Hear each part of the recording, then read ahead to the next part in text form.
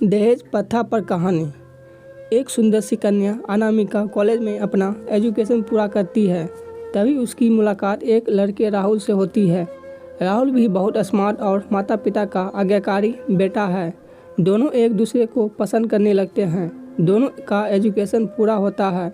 राहुल अपने शहर में जॉब करने लगता है और लड़की भी एक अच्छी जॉब कर रही है। दोनों ने निर्णय लिया कि अब माता पिता से शादी की बात करने का वक्त आ गया है। लेकिन परेशानी यह है कि दोनों की कास्ट अलग अलग है। अनामिका ब्राह्मण है और राहुल राजपूत। राहुल के समाज में दहेज बहुत ज़रूरी है, जो कि नगर में होता है। इसके अलावा कई तरह के गिफ्ट्स और गहने की मांग की जाती है।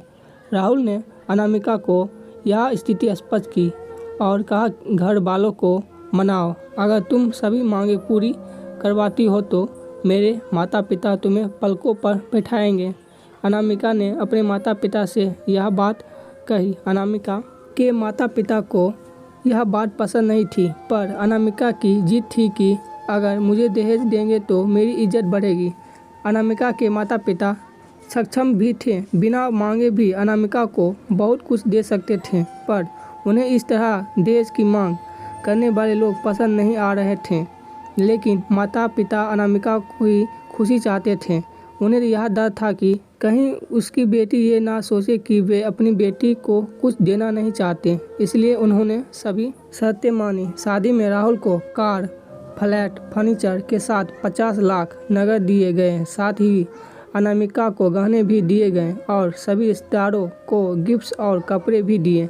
शादी बहुत धूमधाम से की गई, कोई कमी नहीं छोड़ी गई। अनामिका को मन ही मन यह गुमान था कि कास्ट अलग होने के बावजूद माता पिता ने उसकी शादी ससुराल के हिसाब से की। अनामिका को विश्वास था कि उसे बेटी बनाकर रखा जाएगा, इसे वही प्यार दिया जाएगा जो उसके माता पिता ने दिया, क्योंकि उसने अपने ससुराल का मान रखा है। अनामिका ने अपने घर से ससुराल विदा ली। ब्राह्मण कन्या राजपूत घर की बहू बनी। ससुराल में बहुत ज़्यादा पर्दा प्रथा थी। बहू को मनचाहा खाने तक की स्वतंत्रता नहीं थी। कितनी भी भूख क्यों ना हो, घर की बहू सबके खाना खाने के बाद ही खाएगी। यहाँ तक कि उसे घर के पुरुष के सामने बैठने तक की इजाज़त नहीं थी। अनामिका ने इस बात पर इतराज़ दिखाई, पर उसकी किसी ने ना सुनी। राहुल ने भी यह बोलकर मुंह फेर लिया कि यह तो परंपरा है। अनामिका को जो गुमान था वो धरा के धरा रह गया। उसे अपने माता पिता की बात याद आई। जब उन्होंने समझाया था तो वह उसे बहुत लड़ी थी। उसने ससुराल में बात करने का फैसला किया। अनामिका ने अपने सास ससुर और पति से बात की, लेकिन उन्होंने नहीं सुनी और उसे बहुत बेरहमी से पीटा गया। अनामिका ने कभी ऐसा व्यवहार नहीं देखा था। उसे जिस लाए हुए दहेज पर घमंड था वह चूर चूर हो गया था। अनामिका को माता पिता से बात करने भी शर्म महसूस हो रही थी और इसी कशमकश में एक दिन अनामिका ने अपने आप को ख़त्म कर दिया।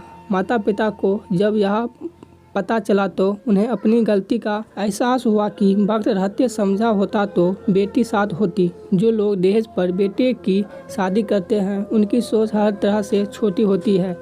जो बेटे को नीलाम कर सकते हैं वो किसी और की बेटी को कैसे अपनी बेटी बना सकते थे।